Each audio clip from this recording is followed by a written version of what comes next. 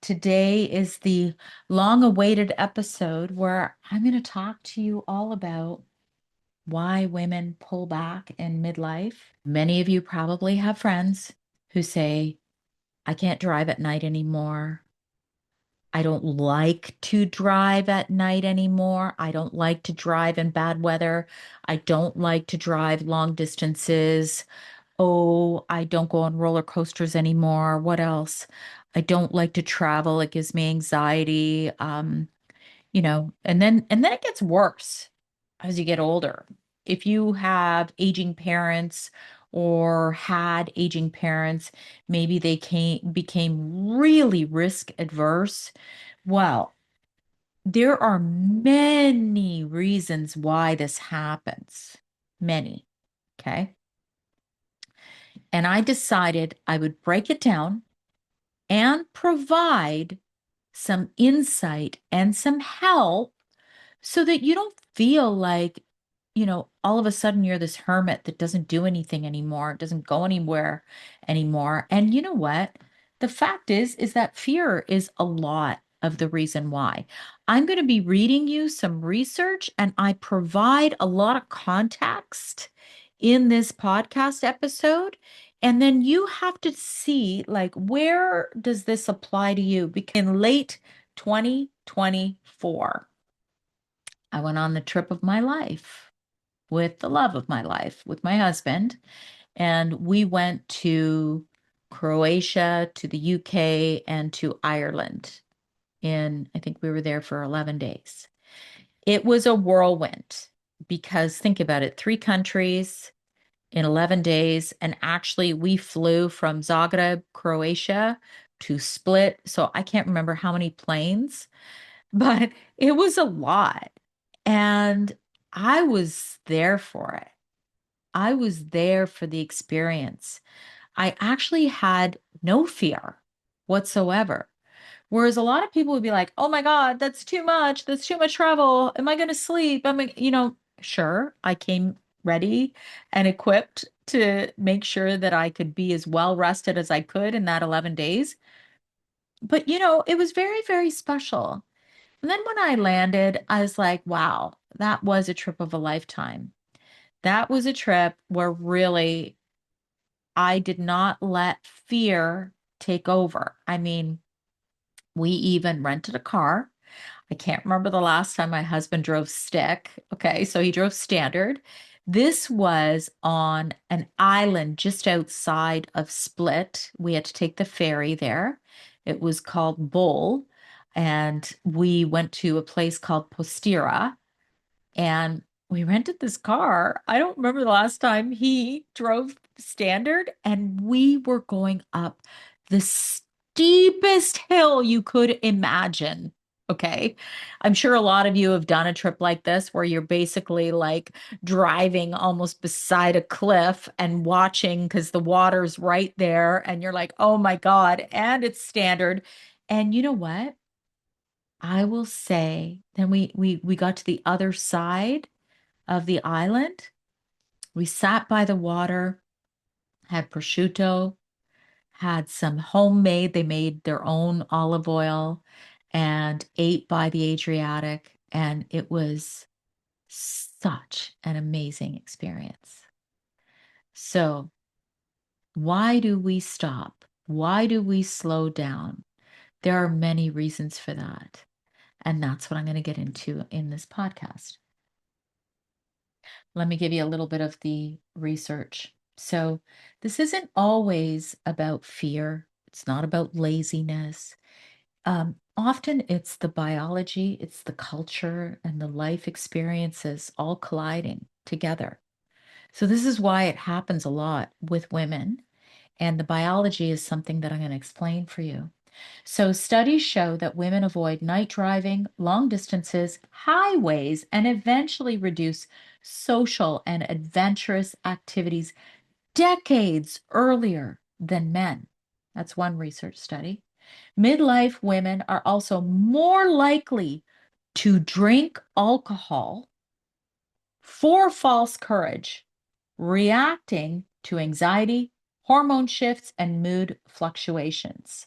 This pullback isn't personal failure, it's a predictable intersection of hormones, brain changes, life stress, and social messaging. So I'm going to add to that experiences because a lot of times, if we have an experience that created a lot of fear, if we don't work on limiting beliefs and negative beliefs, they'll stay there. You guys know I'm all about science and soul. And the fact is that we store this stuff. And I have talked about Brenda. Probably for some of you, you guys are like, what's with her and Brenda? Brenda helps with this. Sobrilliant.ca. And by the way, she doesn't pay me to talk about her. She allows me graciously to be a part of her world and do a lot of her healing. It's quantum healing. This is not Reiki. It is really the age of the new energies of the world, let's just say. So I'm going to start segment by segment to talk about this. And yes, I did use AI to help me organize my own thoughts.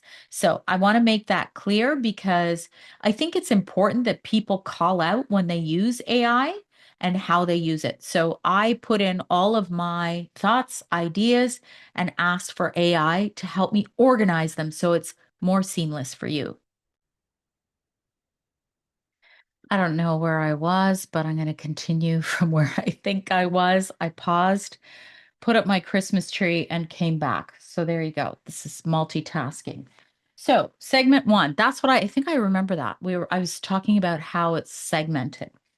The number one thing I'm going to talk about is the menopause brain shift and why risk feels scarier.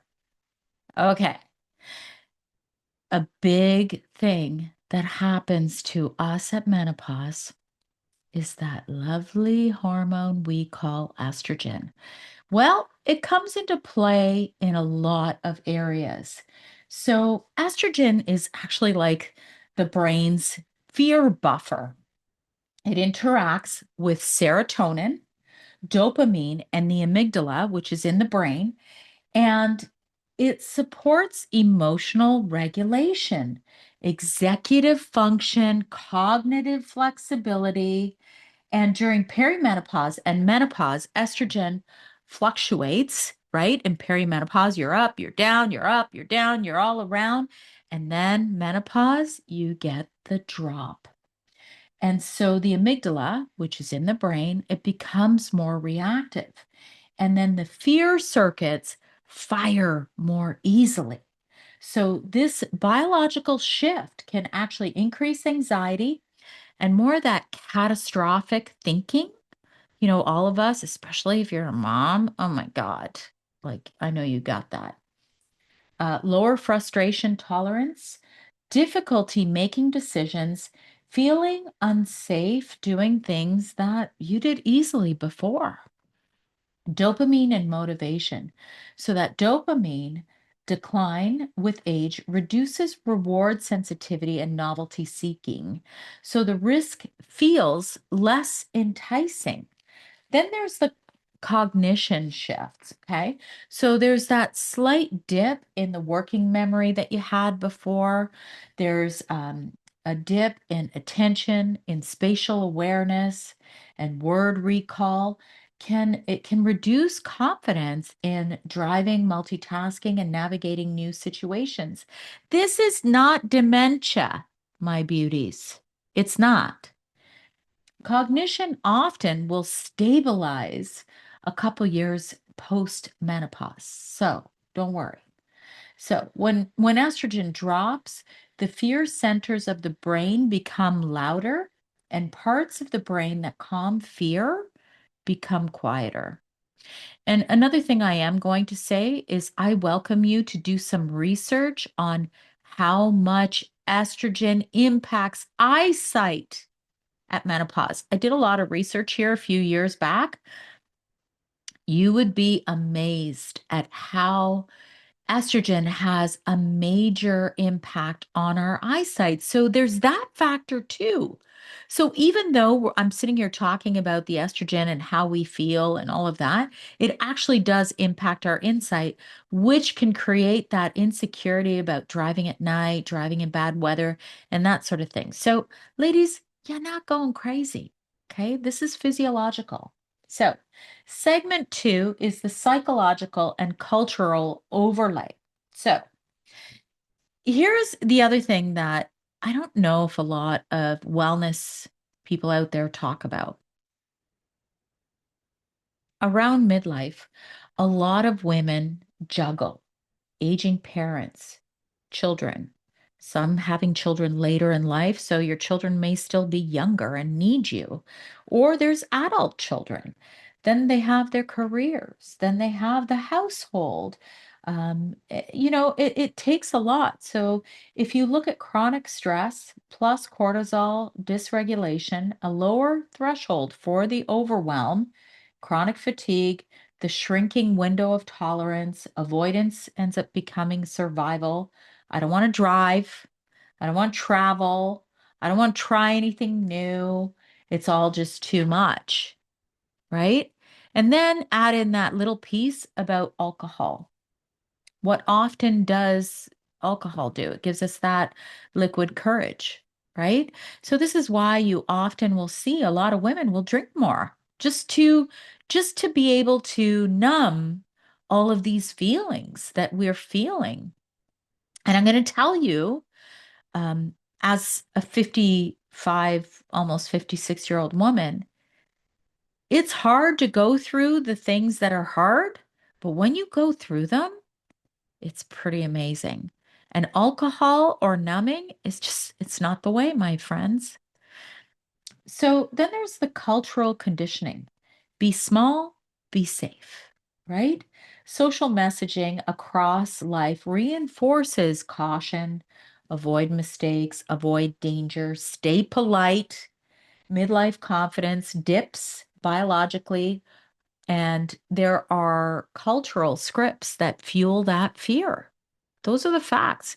And what are we seeing all the time? We're watching things on social media and that just kind of make this dig a hole in us that, I don't know if dig a hole is the right word, but you get where I'm coming from.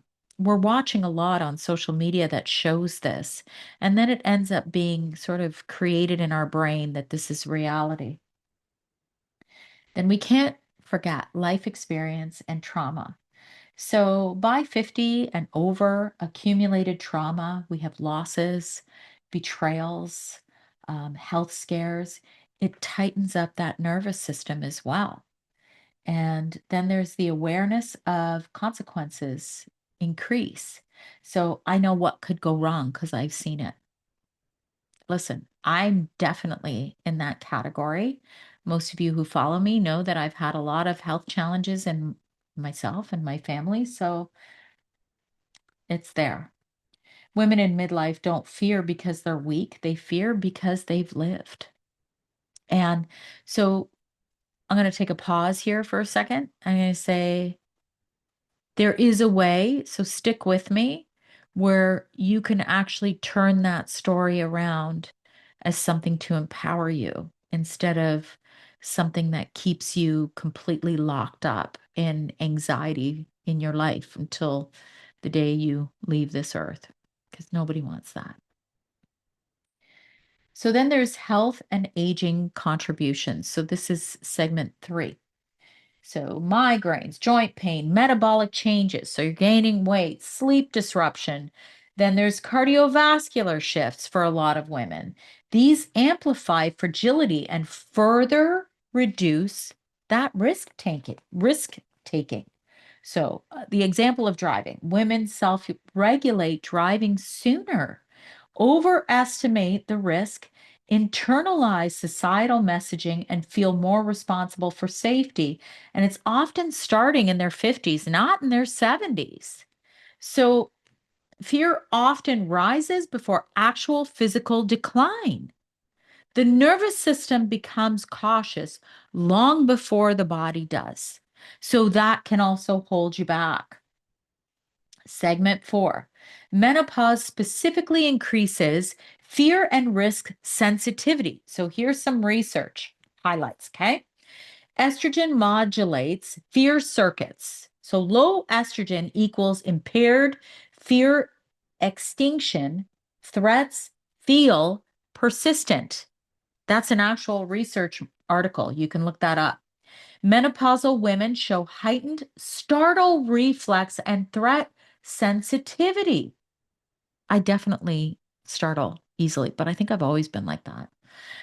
Sleep disruption worsens amygdala reactivity and it amplifies anxiety. If you've ever been in that state where you're just not sleeping well and you're just anxious like all day, there's a real physiological reason for that. Perimenopause increases generalized anxiety, catastrophic thinking, and health anxiety. That's also in a research article. Fear in midlife isn't a flaw, it's a signal, and signals can be retrained. How powerful is that? Segment 5, hormones beyond estrogen. Everyone's always talking about estrogen, right? So I'm going to give you more insight into the other hormones that also decline. Progesterone. So progesterone supports that GABA calming, okay? Better sleep, reduced night anxiety, nervous system soothing. Like for me, obviously, I take progesterone at night. It actually helps with my sleep. It helps lengthen the amount of time that I sleep. It's a very powerful hormone. And most of you who are, you know a little bit about menopause and hormones, you know that progesterone actually starts to decrease way before estrogen. Like, there's some research out there that says it's around 37 is the average age. I think it might even be earlier. Testosterone. Testosterone supports motivation, drive, confidence, cognitive sharpness, and reduces that freeze response. So testosterone is usually a little bit later in that it drops significantly. Like you'll see progesterone first, then estrogen when you get into menopause, and then testosterone around the same time or soon after. But again, everybody's different. Here's an important nuance. Declining ovarian function reduces all sex hormones. So the effects on fear risk taking track strongest with estrogen, but overall hormonal harmony matters. So this is where I'm going to say that you know, you have to speak with your practitioner, but the ratios of these hormones is really important. Even if your ratios are off, that can cause anxiety and all sorts of issues. So not all women experience these changes. Genetics, lifestyle, and psychosocial factors modulate the outcomes. We are also bio-individual that, you really need to work with a practitioner who understands hormones and understands all this. And then on top of it, you have to tap into what feels right for you. And only you know your traumas, to what extent it had an effect on you. Now, remember, a traumatic experience lived by me and somebody else who had a similar one may not have the same physiological or psychological, I should say, effects. So we are all entirely bio-individual. Research can't explain everything. Segment 6. So what can we do? Reclaiming power, risk tolerance, and wisdom. Here is your roadmap. But again, this is a roadmap that I created. You're going to have to decipher resonance for you in your situation. So, number one is we want to kind of play around and fix the physiological side first. So, hormone support, not everybody wants to do bioidentical hormones. I am a big believer in it. I use in Canada, I use Science and Humans. I don't even know if I have a discount with them. Sandy K, maybe. I don't know. You can try that. But that's what they do. All they do is hormones, and they test every 3 months through blood. And I found them to be probably the most knowledgeable I've worked with. And I know in Canada, you'll have to check out who is a hormone specialist in your area. So fix that physiological aspect first, and sleep restoration, blood sugar regulation, and stress management. So fix that part first. Then, number two, you want to go to rewire the fear circuits. Remember, our brain can change all the time, and we can rewire so much of what's going on in that beautiful brain of ours. So, what we can do is controlled microdosing. I'm not talking about drugs here, people, of risk. So you want to take small daily challenges. Maybe drive a little farther. Maybe try a new route.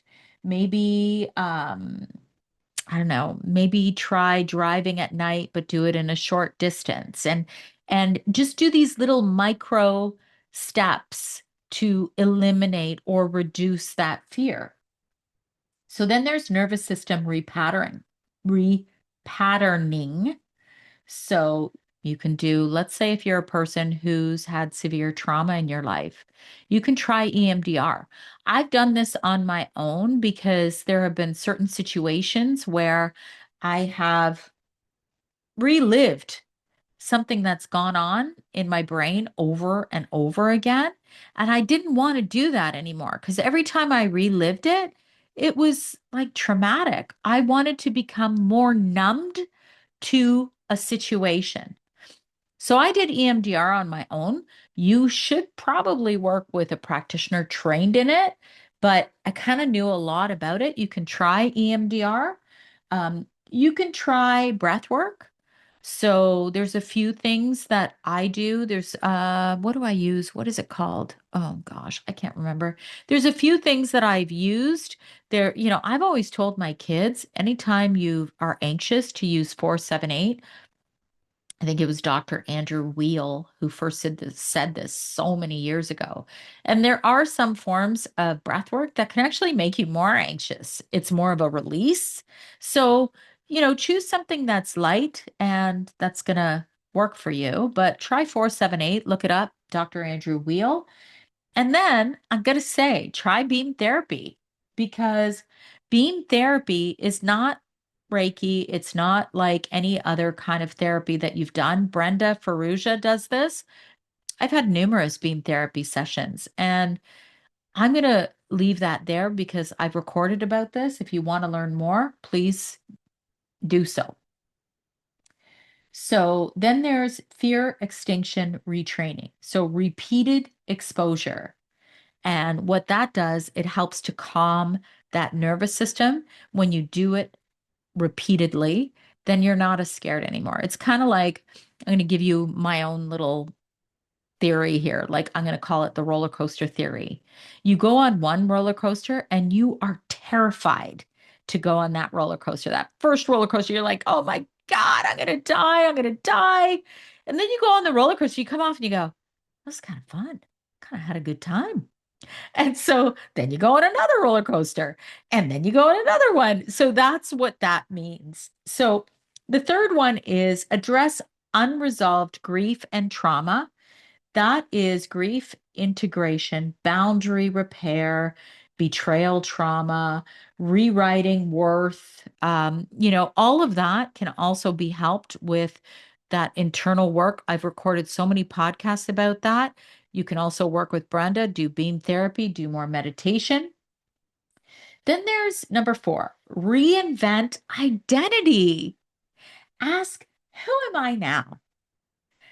What have I outgrown? What rules no longer apply? And I know that that's probably easier said than done. You're like, okay, yeah, whatever. That's a big loaded question. Who am I now? But the way that you do that is to do all that work to kind of rediscover who you are now. For me personally, I unfortunately had to go through some traumatic experiences with health with my family to kind of start forging this path that I've been on now ever since 2010. And it's been a long, arduous path, and I've never really veered from that ever since then. And it's been a lot of baby steps. But the way that you do that is to get quiet and to become more introspective. Turn in to yourself. Stop giving everything away outside of yourself because all of it comes from within if you're willing to listen. Number 5, expansion practices, novelty. So weekly new experiences, neurogenesis, reduced fear. Then you can do more things like physical stuff, like you want to increase your physical power. Like if you're that person who's like, oh, I'm so scared. It's like snowy. I'm going to slip. I'm going to fall. Like do some squats, build some strength because you can do that at any time, right? And then there's community. You want to find mentors, supportive women's circles, connection.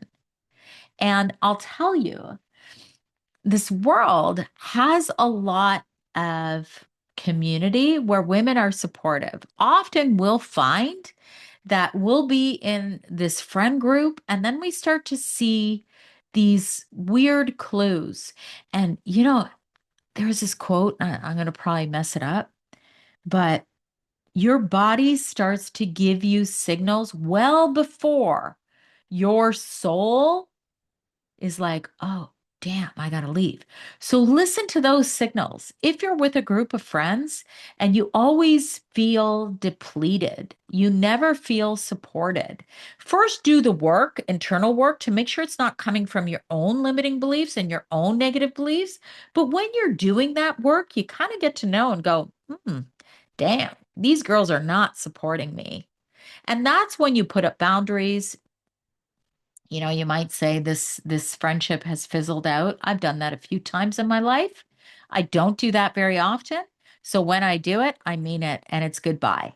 And I'm really good with that. So you want to address the root causes of avoidance.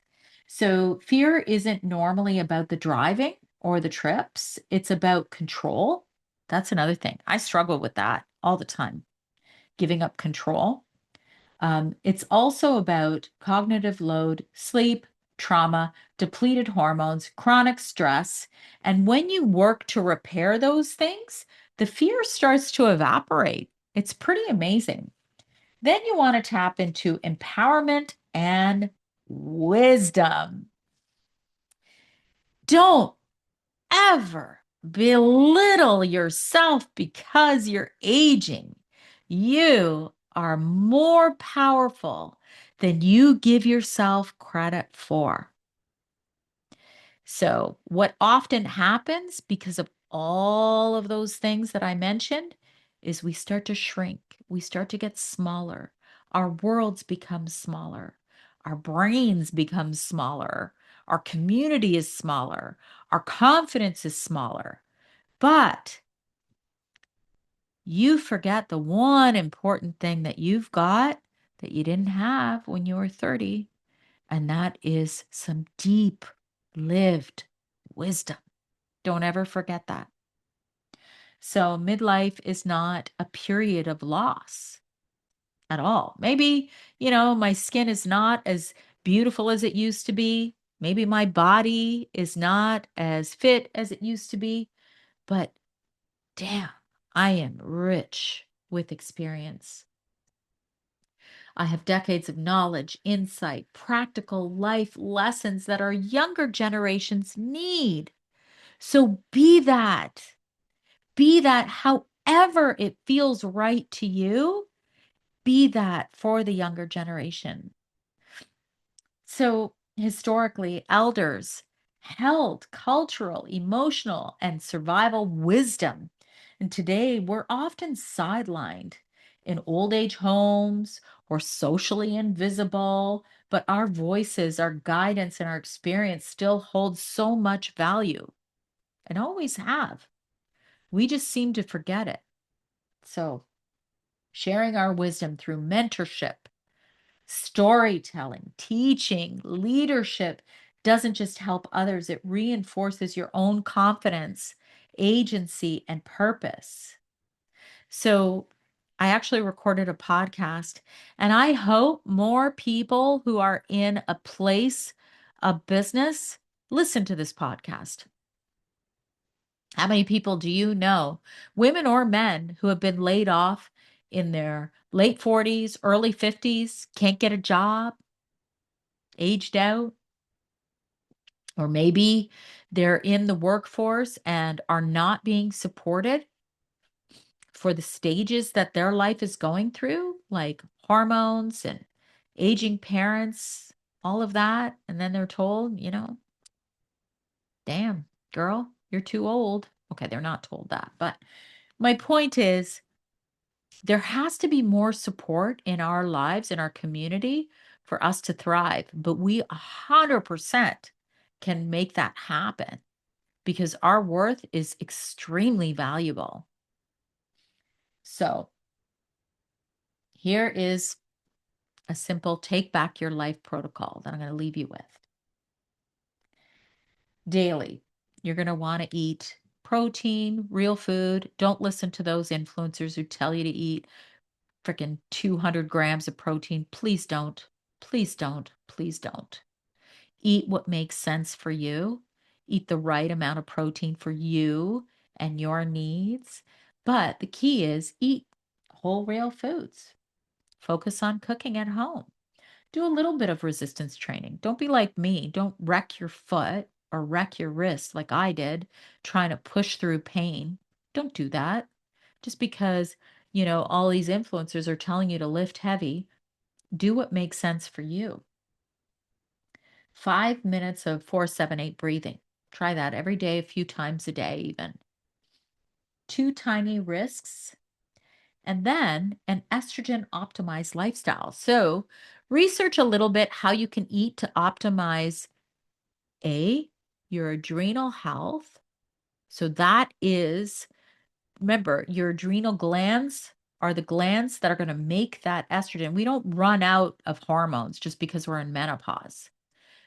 It's just that we want to optimize our body so that we still make a decent amount of estrogen. And then, if it resonates with you, get on with a practitioner who understands hormone replacement therapy, bioidentical, of course. Now, weekly, take on a new challenge. It says solo time, and that's what's weird in my little script that I created. I'm like, solo time is daily, my friends, not weekly. Okay.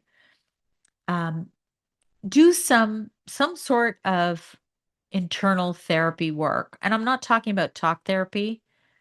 I am not a big believer in talk therapy. I think that, if you have a close circuit of friends, or, maybe if it's something really traumatic, you want to talk it out, you might do it for a short period of time. But really, you need to go a lot deeper than talk therapy, because often you get to a point where it's just an enabling conversation, enabling that victim consciousness, which doesn't really help us. You want to connect monthly, at least, with women who are in an expansive position, women who are really owning themselves, their stage in life. Maybe, I'm going to say this, and this isn't to shame anyone who does drink, but women who are true to who they are to themselves, that don't need to go out and get hammered at every event and drink bottles and bottles of wine, because that's not it. That's not it. That's a mask. So I like this one. Self date. Do something that makes you feel so good. Like, go to a farmer's market, go do some therapy shopping therapy, whatever you want to call it. Today, I actually went to such a cute little place. It's like a little Christmas heaven. Like, you go there and it's like the cutest stuff for Christmas. I had such a good time with my sister today. So, quarterly, a major challenge, take an adventure, go on a trip. Um, maybe upgrade your environment a little bit, move your furniture around, buy something new, make it look great. like change things up. So I'm going to close with a quote. Midlife isn't the end, it's a turning point. Fear is not weakness, it's recalibration. With understanding, support, and action, the second half of your life can be bigger, braver, and bolder than the first. You're not shrinking unless you want to. You're stepping into your next evolution if you want to.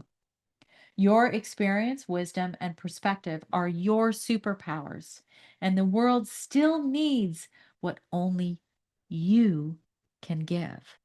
Every single person on this earth has a gift or gifts. It's up to you to discover it and follow those breadcrumbs, follow the trail. And when you do that, you can kind of follow that path. Sorry, I had a little frog in my throat. Sometimes the path isn't easy. Sometimes you'll get all sorts of clues and you'll think, I'm on the wrong path. And then you come to the other side and you're like, okay, I get it. I get it. I get why I'm here and why I had to go through what I went through. So if this resonates with you, please share it with a friend. Please share it on social media. Follow me on any social media platform. It's Sandy K Nutrition everywhere. And also, I'm going to ask you to rate it and review it wherever you're listening. Typically, that's on Spotify or Apple. That helps me to get new guests and be discovered more. If this resonates, please do that for me. And happy, happy New Year.